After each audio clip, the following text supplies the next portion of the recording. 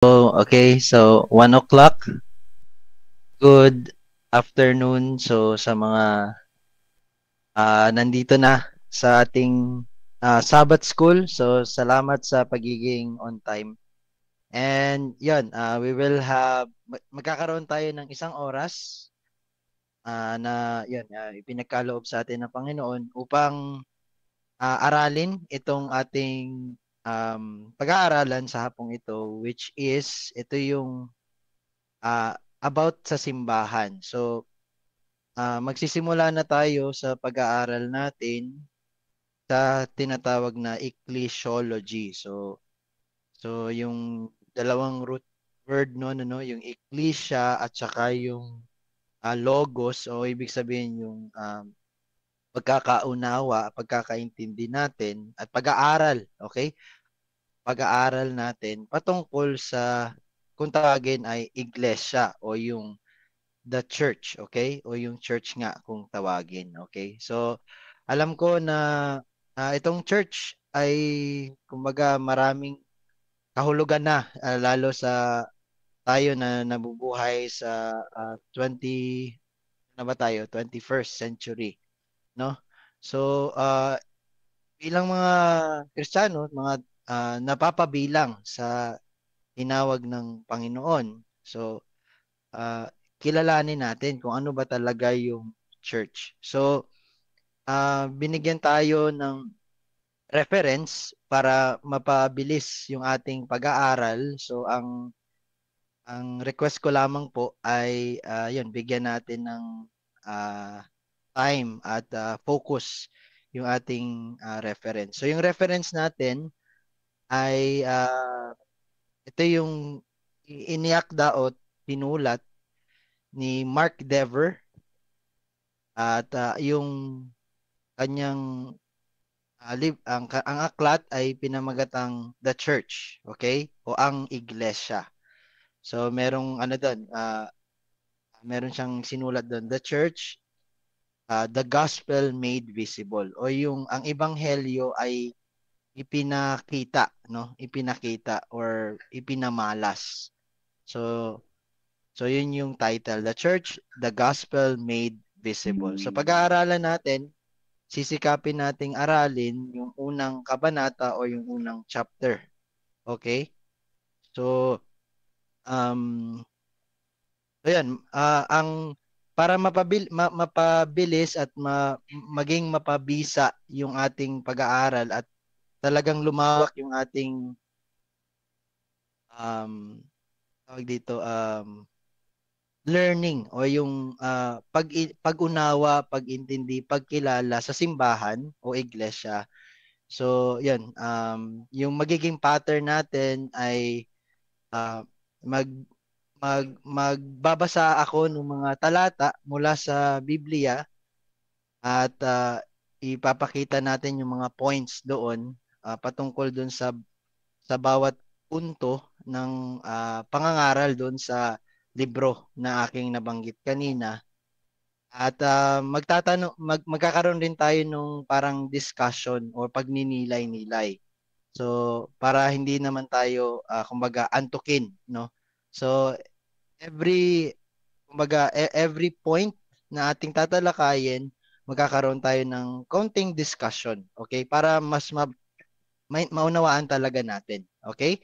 So, too much for the introduction. So, simulan na natin. Bali yung unang kabanata ay ang kalikasan ng simbahan o sa English, the nature of the church. Okay?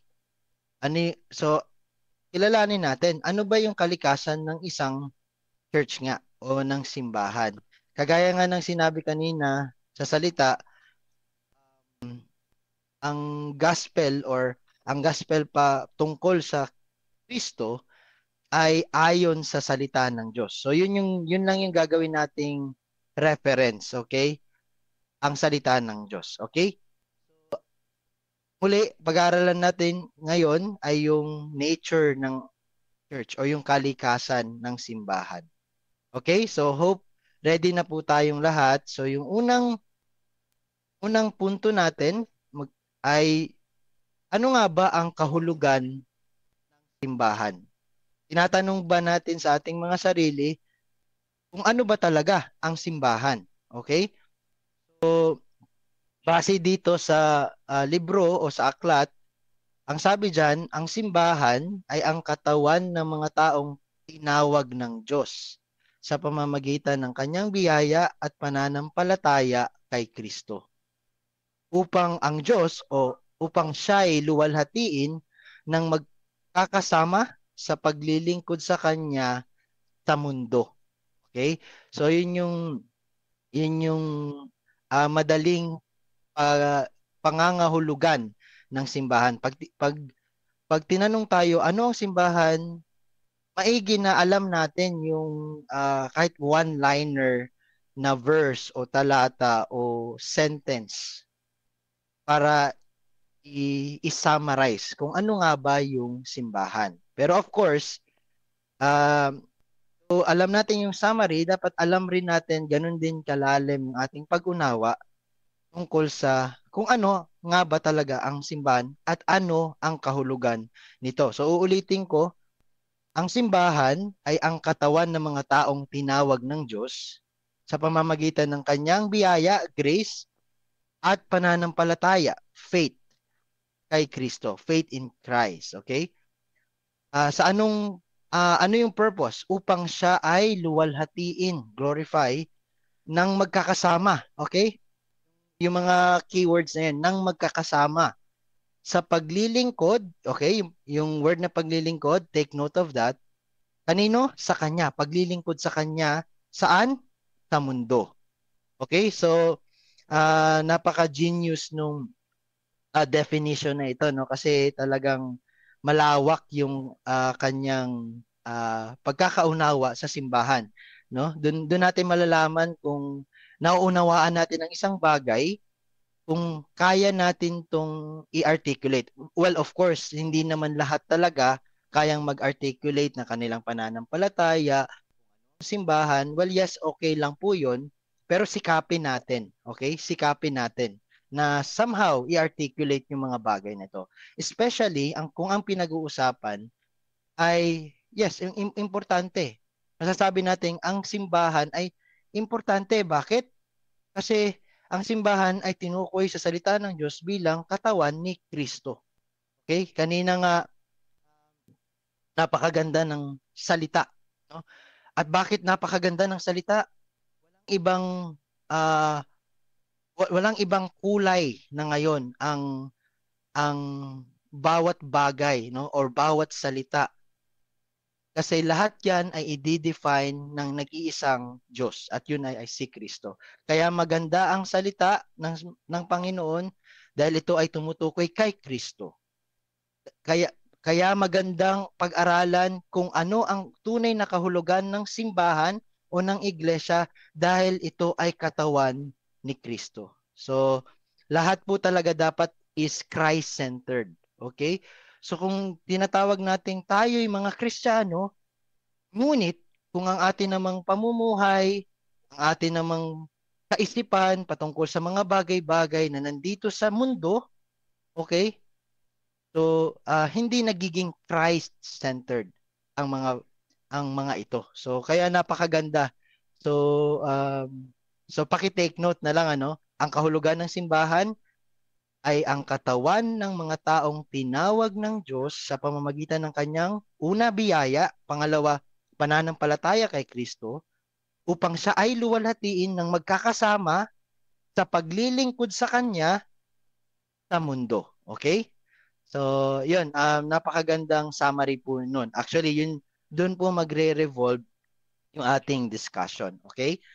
So, actually, nakakuha na po tayo ng 10 minutes, no? So, sana meron na lang tayong nalalabing 50 minutes. So, sana you bear with me at gawin nating matapos, no? Nawa itong nature ng simbahan. Okay? So, merong mga talata o verse sa Bible. So, normally, kayo yung pababasahin ko, pero kung ganun ang ating gagawin, medyo matatagalan palalo. So, kinapi-paste ko na lang yung mga talata, no? So, i-take note nyo na lang yung mga verses at pag-aralan natin mamaya, no, sa mga individual natin na pag-aaral, okay? So, nandun pa rin tayo sa unang punto. Ano ba ang kahulugan ng simbahan? So, ito yung mga reference. Isa sa reference ay nasa Ephesians 1, talata 22 hanggang 23. Ephesians 1, talata 22 at 23. Sabi diyan sa magandang balita, ipinailalim ng Diyos sa paa ni Kristo ang lahat ng bagay, ginawa siyang ulo ng lahat ng bagay para sa iglesia, na siyang katawan ni Kristo, ang kapuspusan niya na pumupuno sa lahat ng bagay. So, yun yung Ephesians 1, 22 to 23.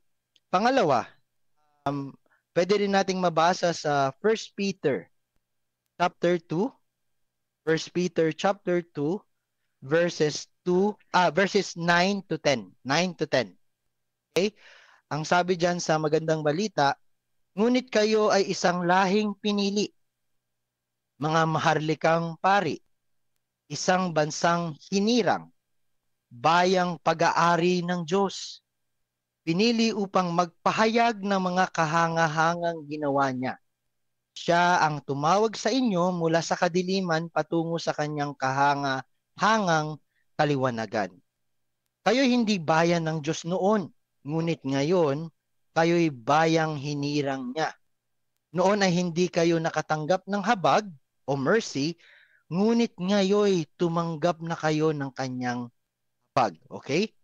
So, ano yung punto ng pagtuturo tungkol sa kung ano ang kahulugan ng simbahan? Una, ang simbahan ay mga tao. Hindi ito gusali. Okay? Inuulit ko po, ang simbahan ay mga tao, hindi gusali. Yun yung unang punto ng pagtuturo, ano? So, kung mabilis kayong mag-take note, well, maganda. Pero, well, okay lang po kasi i-send ko naman po yung natin mamaya para meron tayong review. So, okay lang na kahit hindi kayo talagang mag-take note. Pero kung gusto niyo mag-take note, okay lang rin po talaga. Okay? Pangalawa, umiiral ang iglesia o umiiral ang simbahan dahil sa pagtawag ng Diyos, okay? Pananampalataya kay Kristo. So saan nanggagaling yung pag-iral ng iglesia o simbahan? Ito ay umiiral una dahil sa pagtawag ng Diyos, pangalawa sa pananampalataya kay Kristo. Ano yun?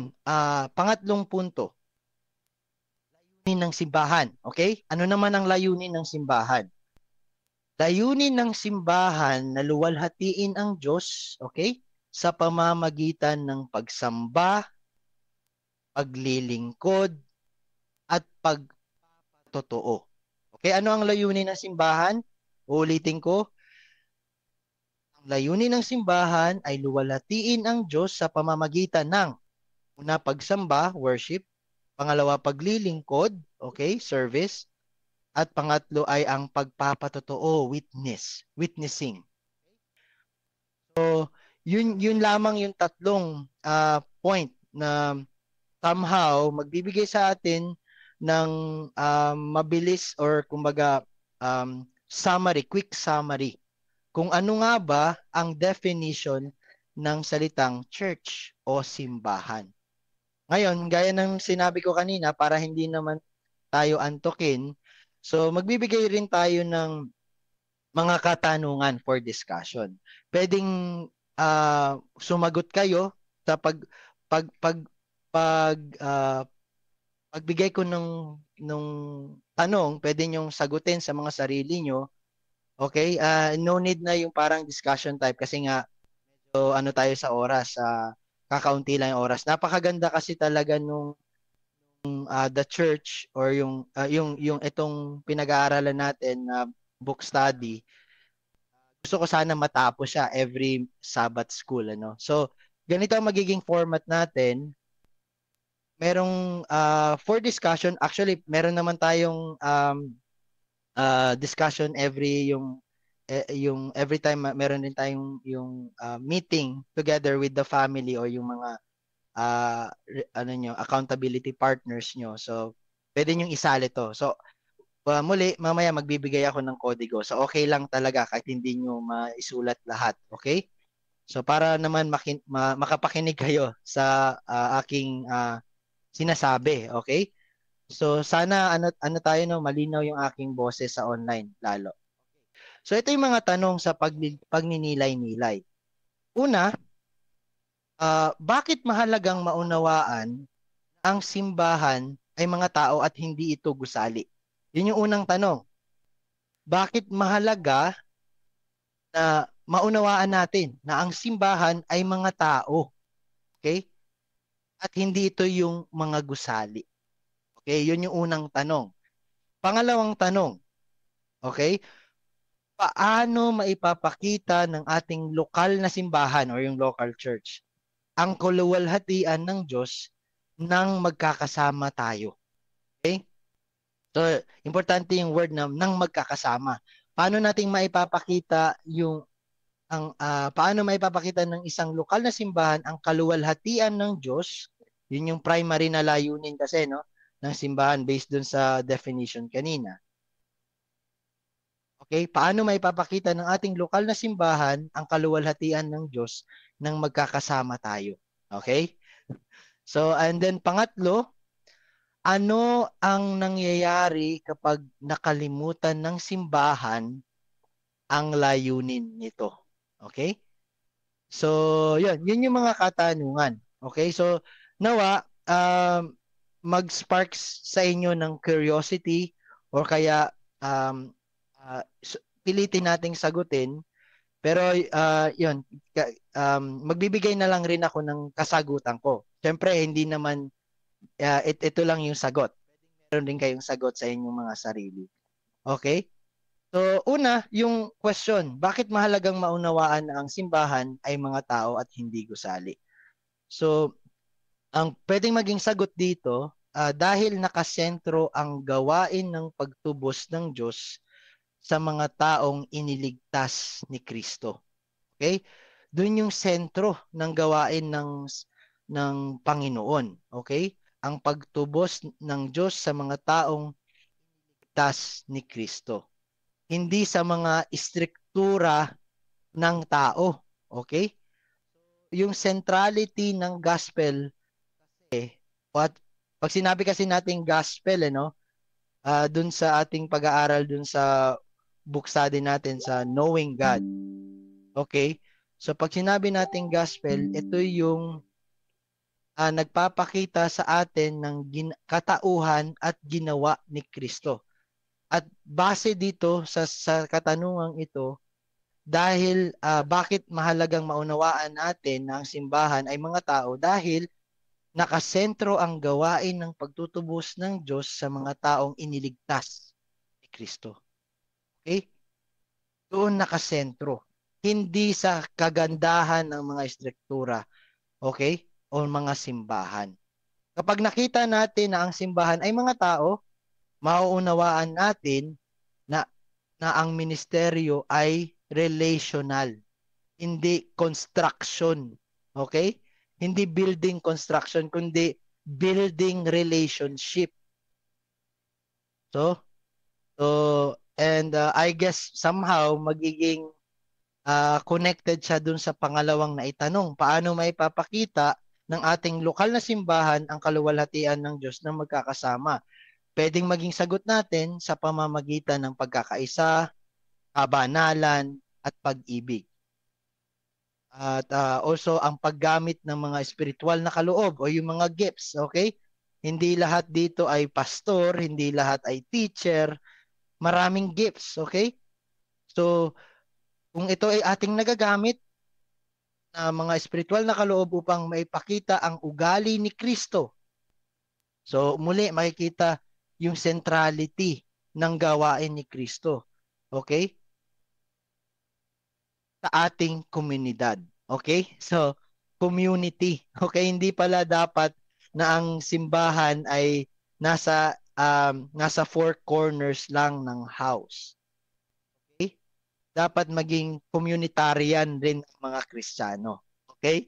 So, ako po ay ang current occupation ko po ay BizMates trainer, at isa doon sa dimension ng inaaral namin na culture. Meron po kasing individualistic na culture at merong communitarian na culture. So as a Christian, dapat pala dapat mag-lean tayo sa pagiging communitarian. Dapat hindi yung para sa pangsarili natin, kundi para sa komunidad.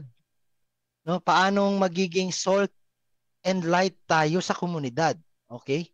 So ganun po. And pangatlo, ano ang nangyayari kapag nakalimutan ng simbahan ang layunin nito? Kapag nakalimutan ng simbahan ang layunin nito o yung purpose nito, nagiging makatao.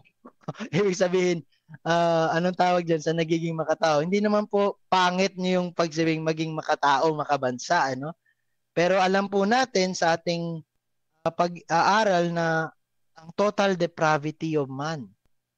So tayo ay nagiging flesh, kumbaga kasalanan. Okay? Yung pang ibig sabihin, nagiging mas makasalanan, mas nagiging makamundo. Okay?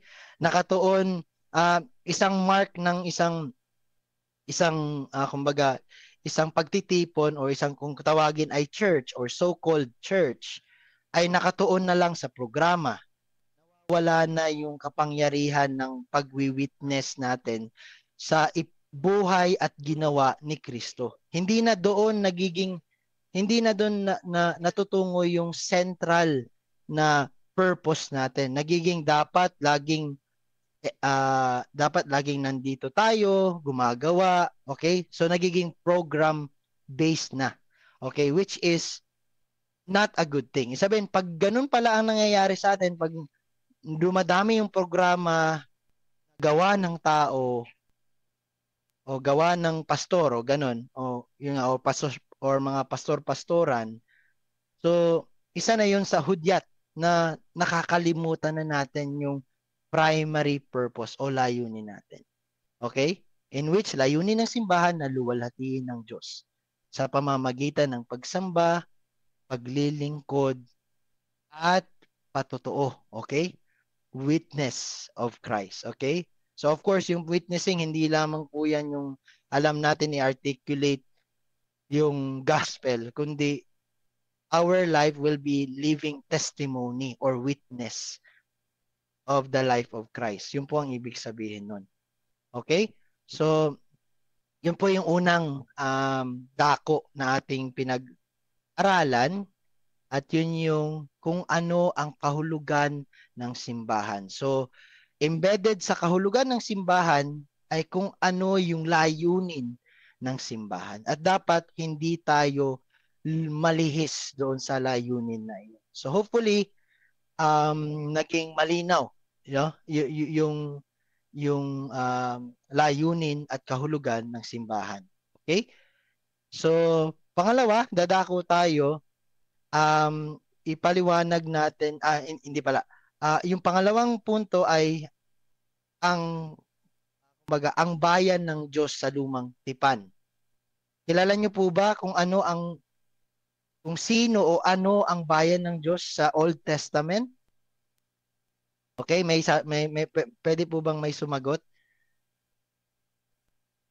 Sino ang tinuring na bayan ng Diyos sa Old Testament? Pwede po kayong sumagot. Huwag natin patagalin para hindi maubos yung oras. Israel. Okay, salamat. May sumagot. So Israel, tama po. Ang bayan ng Diyos sa lumang tipan ay ang Israel. Okay? So hindi ko na po babasahin yung mga talata kasi medyo mahaba na, no? So actually, kung babasahin lang natin yung Genesis, Exodus, Leviticus, Numbers, Deuteronomy, yung 5 books na yun, pagpapakita na ang bayan ng Diyos ay Israel. Okay? So ito ay isang bayan, isang nation. Okay? So importante rin po, pag-aaral natin ng ecclesiology o pag-aaral patungkol sa simbahan, ay maunawaan natin ano ba ang Israel. Okay? Sino ang Israel. Okay? So, ito po yung mga punto ng pagtuturo sa pangalawang dako natin na pag-aaralan. So, una, mula pa noong una, okay, in the past, ang plano ng Diyos ay pangkat or na grupo, okay? Hindi to individual, okay? Hindi lang tinawag si Polana, okay? Pangkat po ang pagtawag ng noon. So sana naunawaan niyo, okay, pangkat. Kaya pala ang church in its local yung local church ay pangkat din ng mga tao, okay? So dapat meron talagang mga members kumbaga. So, pangalawa, iniligtas at inihiwalay ang Israel upang ipakita ang kabanalan ng Diyos. So, pinapakita nung pangalawang punto kung bakit inihiwalay o bakit sinanctify ng Panginoon ang Israel, ang bayan ng Israel. Bakit niya sineparate, no? Na parang ginawa niyang, uy, kakaiba talaga ang Israel. Iba ito sa mga karatig na bayan niya. At sinasabi ng ikalawang punto, dito nga sa aklat na ating inaaral ngayon, na The Church, ni Mark Dever, ay upang ipakita ang kabanalan ng Diyos. Okay? So yun yung answer doon. Yun yung layunin upang ipakita ang kabanalan ng Diyos. Kaya merong Israel. Merong tinatawag na bayan ng Israel. Okay?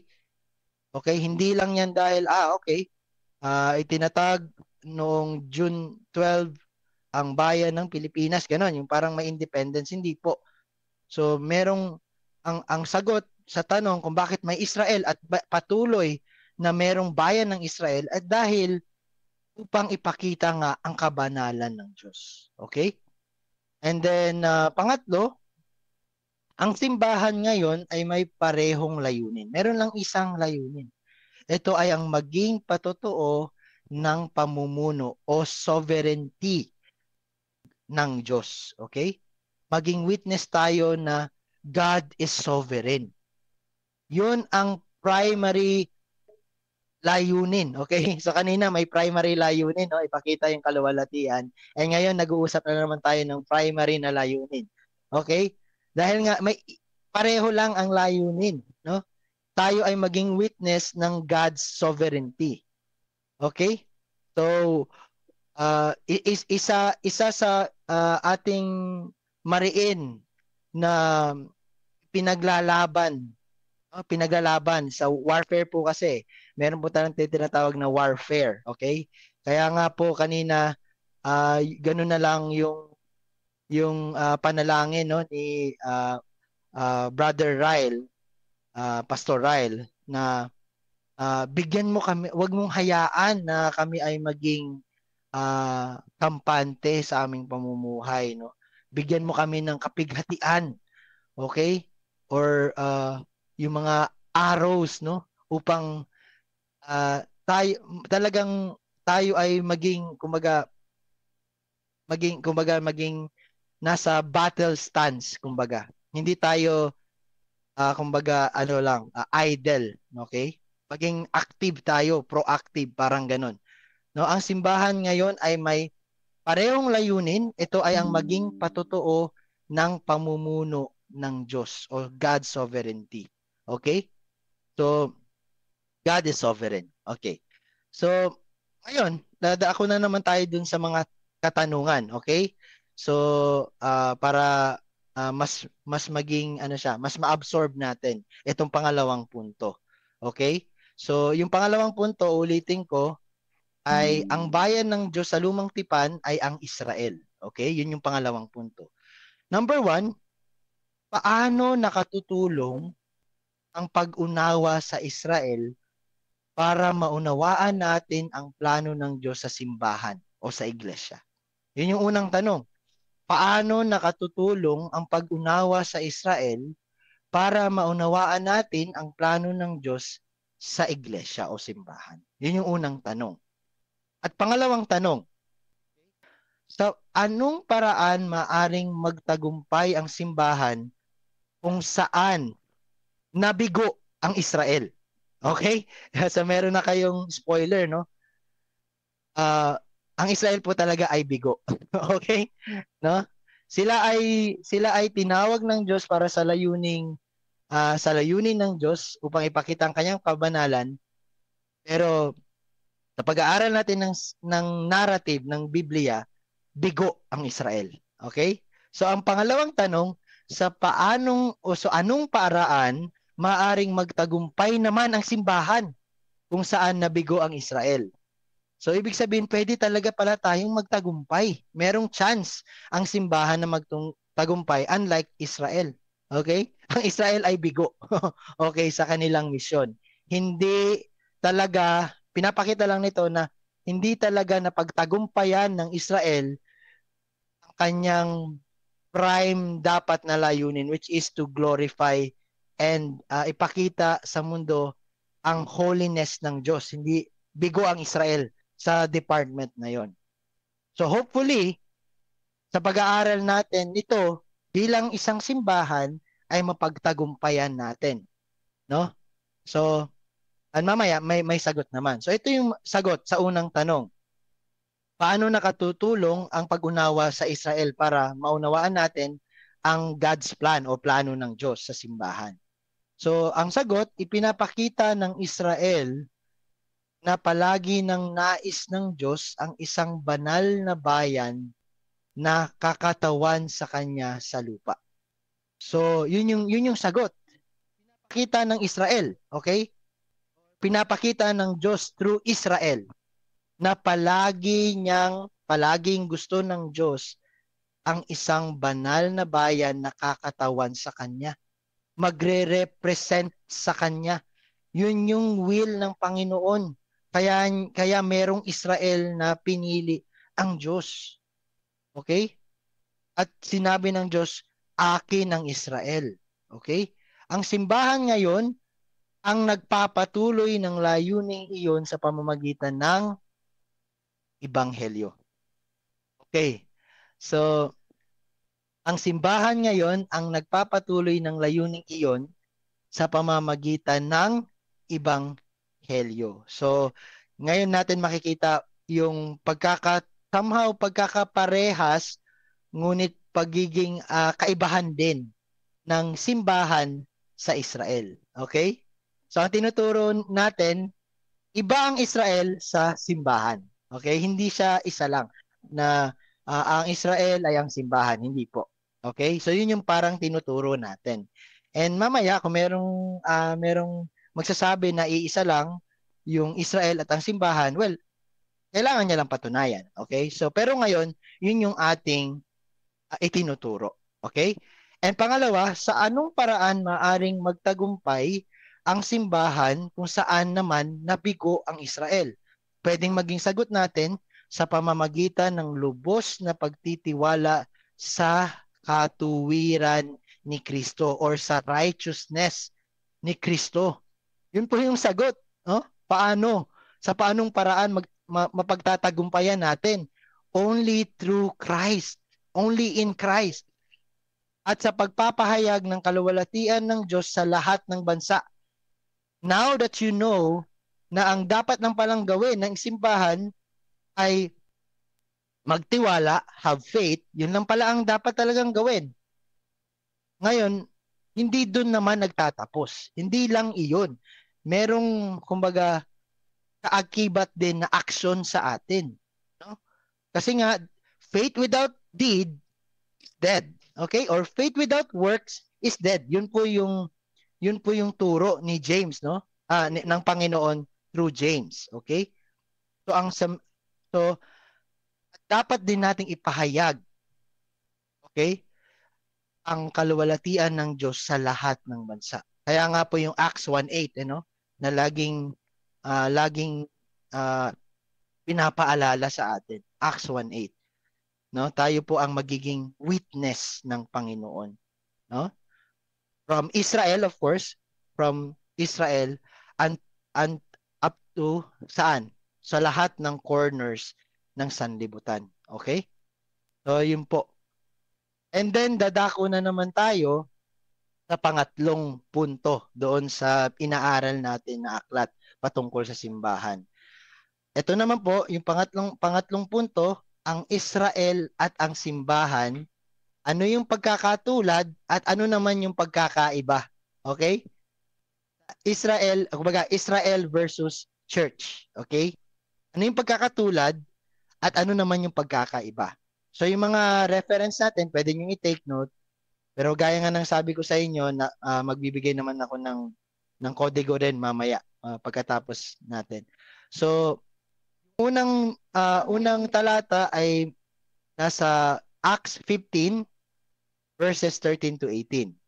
And then pangalawa, Galatians 3 verses 28 to 29, and then finally Ephesians 2 12 to 13. So ano yung ating ituturo dito sa Israel versus church? Okay? Ano yung pagkakaiba? Ano yung pagkakapareho at ano yung pagkakaiba? Una, yung dalawang ito, Israel at ang simbahan, magkaugnay ngunit hindi magkapareho itong dalawang ito. Okay? Magkaugnay sila. Okay? Meron silang parang commonality or connection. Pero hindi sila parehas. Okay? Yun yung unang punto. Pangalawa, si Jesus ang katuparan ng lahat ng kinatawan ng Israel. Ibig sabihin, kung ano yung nirepresenta ng Israel, si Jesus ang naging katuparan ng lahat ng iyon. Okay? So ano yung mga iyon? Sinasabi na ang Israel ay si Jesus ay ang tunay na templo, siya ang tunay na pari, siya ang tunay na hari, at siya ang anak ng Diyos. Okay? Israel po ay a son of God. Okay? Israel po is a son of God. But Jesus Christ, ating Panginoong Hesus Kristo, He is the only begotten Son of God. Okay? So, meron pong pagkakaiba, no? Nakikita natin. And then, lastly, sa pamamagitan ni Kristo o ng Misaya, pinagbuklod ang mga Hudyo at mga Hintil bilang isang bagong bayan ng Diyos. Isa sa pinakamadaling sabihin para talagang masabi natin magkaiba. Magkaiba ang Israel sa simbahan ng Diyos. Dahil ang Israel ay mga Hudyo. Ngunit ang simbahan ay bubuklod ng mga Hudyo at ng mga Hintil. Ibig sabihin, ng lahat ng tao. Kumbaga, wala nang nagde-divide na nation o race, okay? Sa simbahan ng Diyos. Isa yon sa, kumbaga, literal at alam natin na pagkakaiba talaga ng Israel sa simbahan o sa iglesia. So ano naman yung mga tanong for discussion? Meron naman pong dalawa. Una, bakit hindi dapat ipaghalo ang Israel at ang simbahan? Bakit hindi natin dapat ma-mix up itong dalawang entity na ito, no? Israel at yung church. So ang sagot, dahil magkaiba sila sa plano ng Diyos. So kung magkaiba, huwag nating isa. Tayong lumaban sa plano ng Diyos. May plano ang Diyos at ang plano ng Diyos ay mabuti. Perpekto. Okay? Ang Israel ay bansa at etniko. Okay? Kaya may Hudyo na tinatawag.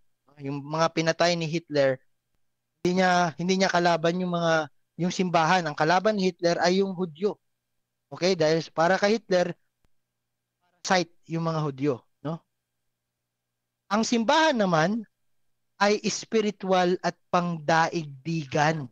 Kaya nga may tinatawag na Universal Church or One Catholic Church. Okay?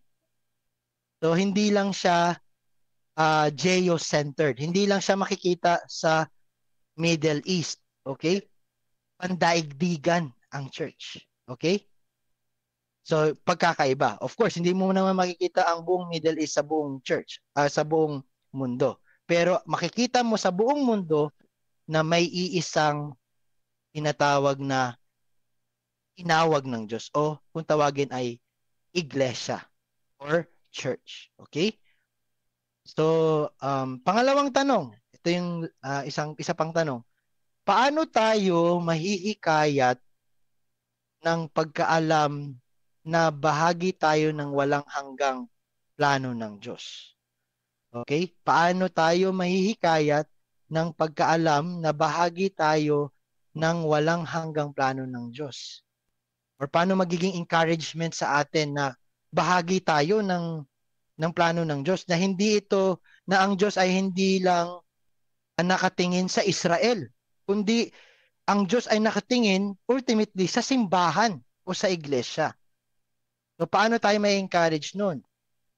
At ang sagot ay dahil ipinapaalala nito na ang simbahan ay bahagi ng walang hanggang layunin ng Diyos.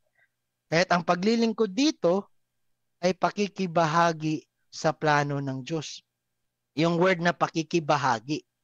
Okay? So ano dapat yung maging exhortation na alam mo na hindi lang natapos sa Israel yung plano ng Diyos, kundi ito ay patuloy magpahanggang ngayon sa ating simbahan upang tayo ay maglingkod, upang tayo ay makibahagi dito. Okay?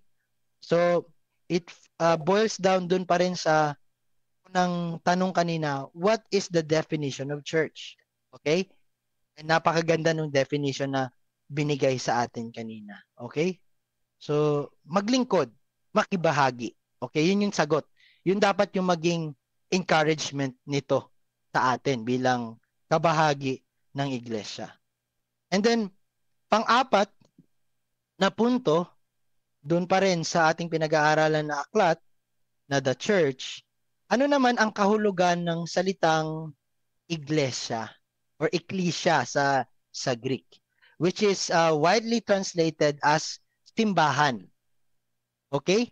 So sabi sa Matthew 16:18, at sinasabi ko sa iyo, ikaw ay Pedro, at sa ibabaw ng batong ito ay itatayo ko ang aking iglesia, at ang kapangyarihan ng kamatayan ay hindi magtatagumpay laban sa kanya. Matthew 16:18, no? Magandang balita translation. Okay. And then sa Acts 20:28, iingatan nyo ang inyong sarili at ang buong kawan na inilagay ng Espiritu Santo sa inyong pangangasiwa. Pangalagaan nyo ang iglesia ng Diyos na kanyang tinubos sa pamamagitan ng dugo ng kanyang anak. 1 Corinthians 1. Okay, talata 2. Para sa iglesia ng Diyos na nasa Korinto, na mga tinawag upang maging kabilang sa sambayanan ng Diyos sa pamamagitan ng pakikipag-isa kay Kristo Jesus. Gayon din sa lahat ng tao na nasa lahat ng dako na tumatawag sa pangalan ni Hesukristo na Panginoon nating. Yung mga reference yan, ano? Binasa ko lang kasi madali namang basahin. So ano naman yung mga points dito? Ano nga ba yung iglesia o yung Greek word na iglesia? So ang ecclesia ay nangangahulugang tinawag na kapulungan o yung gathering. Okay? O yung mga tinawag. So yun yung root word nun. May pagtawag na ginawa. Okay? At yung iglesia ay yung mga yun yung mga pangkat o kapulungan na tinawag. Yun po yung ibig sabihin ng iglesia sa madaling definition nito. Mga tinawag. Okay. Sino ang tumawag? Well, obvious naman na kung sino. Okay? Pangalawa, iral ang simbahan dahil tinawag ito ni Kristo at tinubos ng kanyang dugo. So walang ibang rason bakit may simbahan. Ikaw bilang mananampalataya ni Kristo, dapat hindi mo questionin bakit hanggang ngayon may simbahan. Samantalang pinipersecute naman Kristiyano magmula pa noong magmula pa kay Kristo hanggang sa mga apostol niya, hanggang sa mga taong kumilala sa kanya sa dahil sa pamamahayag at pagwi-witness nitong mga apostol na ito. Okay, bakit? Walang ibang dahilan, dahil tinawag ito ni Kristo. At ang Diyos kapag tumawag, gaya nga ng ating one of the 5 points ng Calvinism, effectual calling. Okay? May tinatawag po tayo na effectual calling or irresistible grace. Pag Diyos ang tumawag sa'yo, abay, magiging effectual yan talaga. Kaya, kaya huwag tayong magtataka na may simbahan dahil powerful at ito ay gawa ng pagtawag ni Kristo sa kanyang mga tinubos, okay, ng kanyang dugo. Pangatlo, karamihan sa paggamit ng iglesia sa bagong tipan ay tumutukoy sa lokal na pagtitipon ng mga mananampalataya. Ito, napaka-importanting maunawaan to kasi nga, uh, uh, syempre bilang tayo, gusto nating maging kilalanin talaga bilang isang lokal na iglesia ng Panginoon. So, sinasabi na doon sa paggamit ng word na iglesia or iglesia sa New Testament, sa lahat ng reference doon, it refers to a local gathering. So, meron din naman, ngunit iilan na ito, pag sinabing iglesia, tumutukoy ito doon nga sa Catholic Church o sa Universal Church. Pero sa maraming tagpo sa na ito ay naisulat sa Biblia natin o dun sa New Testament, ito ay tumutukol dun sa local gathering, okay? Local church. So yun, dahil nga gusto nating pag-aralan at intindihin ano nga ba ang simbahan, so nawa itong pagkakaalam natin na sa maraming tagpo na nabasa ang word na iglesia o simbahan sa New Testament, tumutukoy ito sa mga local na church. Local na pagtitipon-tipon. Okay? So, tayo bilang isang lokal sa Gabgaben, so at least napapattern natin sa biblical na definition kung ano nga ba ang isang iglesia. Okay? So, yun. So, mga katanungan ulit sa pangilay-nilay. Ano ang ibig sabihin ng tinawag ng Diyos? Sa madaling sabi, ano ang ibig sabihin ng iglesia? Ang ibig sabihin lamang nito ay tinawag mula sa kadiliman tungo sa liwanag ni Kristo. 1 Peter 2, verse 9. Okay? Ibig sabihin lamang nito, tinawag tayo mula sa kadiliman o sa kamangmangan o sa kamatayan patungo sa liwanag ni Kristo, sa buhay ni Kristo. Okay? So yun lang, napakadaling sagot doon, no? 1 Peter 2:9. Okay? From darkness to light. Okay? Yun yung pagtawag sa atin. Okay? Napabuti tayo dahil tinawag tayo ni Kristo. Hindi yung kasi naging Kristiyano ka yan. Tuloy naghihirap ka. Hindi dapat iyon. Dapat makita mo na kung ano yung kalunos-lunos na dapat na deserve mo, ay tinawag ka ng Panginoon at ikaw ay iniligtas niya doon. Okay? So yun yun. Yun yung ibig sabihin ng ikaw ay kabilang sa simbahan. Ikaw ay iglesia. Ikaw ay tinawag ng Diyos. Tinawag ka niya mula sa kadiliman tungo sa liwanag ni Kristo. Hindi sa liwanag ng kayamanan, hindi doon. Liwanag ni Kristo. Okay? Sorry, may maingay sa background. Okay. So, pangalawa, paano dapat makaapekto ang pagtawag na ito sa ating pagtingin sa pagiging miyembro ng simbahan? Iulitin ko, importante kasi itong tanong na to. Paano dapat makaapekto ang pagtawag na ito? Okay? Kasi nga, pinag-uusapan iglesia, pagtawag. Sa ating pagtingin o pananaw sa pagiging miyembro ng simbahan or church membership. Kasi itong church membership ngayon, maraming nagsasabi, Church of Christ or maraming simbahan. Basically, makikita nyo naman, nagkalat na po ang simbahan, no? Lalo sa Pilipinas, no? Kaya nga, pag sinabing Pilipinas, sinasabi, Christian country yan kasi maraming simbahan. Pero paano dapat makaapekto yung pagtawag na ito sa dapat na pananaw natin sa church membership? Kasi nga marami na ngayon ang hindi na naniniwala sa church membership. Okay, hindi kailangan na member ka ng church. So, base dito sa aklat, ang pagiging miyembro ng simbahan ay hindi optional dapat. Okay? Ito ay tipan, okay, covenant ng pakikibahagi sa katawan ni Kristo.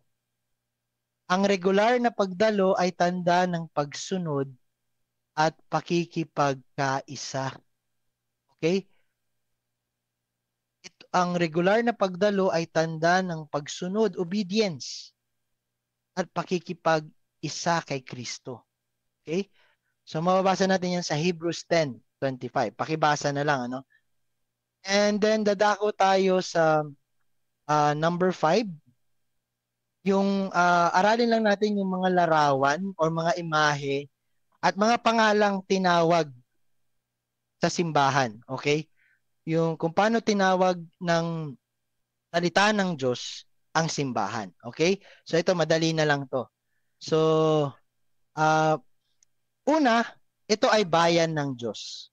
People of God. Okay? Yun ang simbahan. Isa sa imahe or title ng simbahan, ito ay bayan ng Diyos. Piniling ipakita ang kanyang kadakilaan. Pinili itong bayan na ito upang ipakita ang kadakilaan ng Diyos. Pangalawa, bagong nilalang or new creation. So bagong sangkatauhan, kanino? Kay Kristo. Okay? Dahil si Kristo ang first fruit. Okay? Siya ang una sa lahat. Okay? Okay. So pangatlo, pakikisama o fellowship. Okay? So kaya nga 'di ba merong marami ngayon youth fellowship, no? Para sa activity sa church, nagiging activity na lang siya. Okay? Pero actually fellowship is one identity dapat. Hindi siya dapat activity lang. Okay? Hindi lang siya alternative lang, di ba? Naalala ko meron pang youth alternative na kung tawagin. Well, hindi po alternative ang simbahan. Dahil nga ang simbahan ay hindi event, tao na tinawag. Yun po ang clear definition ng iglesia. Tao, hindi gusali, hindi event, okay? Hindi panahon, hindi tao. Mga tao na individual na tinawag, effectual na tinawag ng Panginoong Hesukristo. So kaya may fellowship. Kasi tinawag ko si Juan, tinawag ko si Pedro. Si Juan at si Pedro ay bahagi ng isang iglesia dahil isa lang ang tumawag sa kanila. Okay? Yun po. And then ito alam natin, the church is the body of Christ, katawan ni Kristo. Okay? Si Kristo ang ulo, tayo ay mga alin? Mga sangkap. Okay? Mga miyembro ng iisang katawan. And then the church is the bride of Christ, nobya ni Kristo. Kaya dahil tayo ay nobya ni Kristo, so alam natin na tayo minamahal, nililinis at inihahanda. Okay? Tayo ay minamahal, nililinis at inahanda para sa kanyang, ultimately, para sa kanyang pagbabalik. Kaya, nag-i-expect tayo na tayo ay merong kasal na dadaluhan sa huling panahon. Okay? Yun yung hope natin. May kasalan. Okay? Hindi yung lechon. Okay? Hindi yung mga preparation natin, kundi yung yung groom. Yun yung dapat na ating ini-expect. Okay? Tayo ay nobya ni Kristo. Okay? So, yung centrality ay dapat na kay Kristo pa rin nakatuon sa groom. Okay? And then finally, ito ay templo ng Diyos. Medyo tayo bilang mga Pilipinong Kristiyano o Kristiyanong Pilipino, medyo wala tayong sense masyado ng templo, ano? Pero yung mga Hudyo, yung mga Buddhist, no, meron silang sa Japan, ang daming templo kasi nga banal eh. Isa yun sa tahanan ng banal na espiritu. Pero ang church is not geo-centered, no? Ang church ay ang templo ay ang katawan natin bilang mga individual na pinili at tinawag ni Kristo. Okay? So kung ikaw ay tao na tinawag ni Kristo, ikaw ay isang individual na tinawag ni Kristo, ikaw ay simbahan. Ikaw ay iglesia ni Kristo. Okay? Pero syempre, hindi ka lang isa. Kaya nga na sinabi, pangkat tayong tinawag. Kaya dapat maging communitarian tayo. Hindi dapat tayo maging individualistic na mga Kristiyano. Okay? Ano yon? Misnomer yon. Individualistic Christian, misnomer yon. Nonsense yon na na description. Dapat you are called by God and God called many. Okay? Di ba? Di ba? He saves many. Though not all, but many. Okay? Dapat ikaw ay patuloy na nagiging miyembro dahil ikaw ay nakikipagtipan. Okay? Di ba nga, nobya tayo ni Kristo. So dapat nakikipagtipan, meron tayong tipan na kay Kristo. We are betrothed na ni Kristo. So dapat, once betrothed, hindi ka na dapat magde-divorce sa membership ng lokal mo na simbahan. Okay? So, mga tanong sa pagnilay-nilay, aling larawan ng simbahan ang higit mong nauunawaan? No, may anim, no? Bayan ng Diyos, bagong nilalang, fellowship, body of Christ, bride of Christ, temple of God. Yun yung mga no? Ano dun yung talaga naunawaan mo? At kung naunawaan mo yun, abay, good for you. Okay? So, yun. And then pangalawa, paano natin maipapakita na tayo ang katawan at nobya ni Kristo? So, challenge to sa atin actually, itong tanong na to. Paano natin maipapakita na tayo katawan nga at nobya ni Kristo? Ano dapat ang makita ng sanlibutan sa atin? Okay? So, pwedeng maging sagot natin sa pamamagitan ng mapagpakumbabang paglilingkod. Pwedeng maging sagot sa pamamagitan ng kabanalan. Okay? At pwedeng maging sagot, ito yung naging punto kanina, pagtalima sa salita ni Kristo. So paano tayo tatalima sa isang bagay na hindi natin ginagawa? Paano tayo tatalima sa salita ni Kristo kung hindi tayo nag-aaral ng salita ni Kristo? Okay? So challenge, itong pangalawang tanong ay more of a challenge sa atin. Okay? And then lastly, paano nito pinapailalim ang inyong pag-ibig? Paano nito pinapalalim ang iyong pag-ibig sa simbahan? Okay? So, alam mo na ang simbahan ay bayan ng Diyos. Alam mo na ang simbahan ay new creation. Alam mo na ang simbahan ay fellowship. Na ito ay katawan ni Kristo, na ito ay nobya ni Kristo at templo ng Diyos. Paano nun mapapalalim ang iyong pag-ibig sa simbahan? Okay? So, okay. So, last na mga questions at final exhortation. Ito yung mga tanong na dapat nating sagutin, mga kapatid. First, ano ang maaari mong gawin upang palakasin ang simbahan? Yun yung una. Okay? Ano ang maaari mong gawin upang palakasin ang simbahan? Pangalawa, paano naaapektuhan ng pagkaunawa sa kalikasan ng simbahan ang iyong pagsamba at paglilingkod? Okay? And pangatlo, lastly, paano ka tinatawag ng aral na ito sa mas malalim na pag-ibig sa katawan ni Kristo?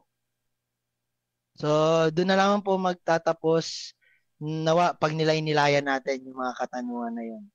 So, yun yung chapter 1 ng The Church, the Gospel Made Visible by Mark Dever. So, praise God and God bless, mga kapatid.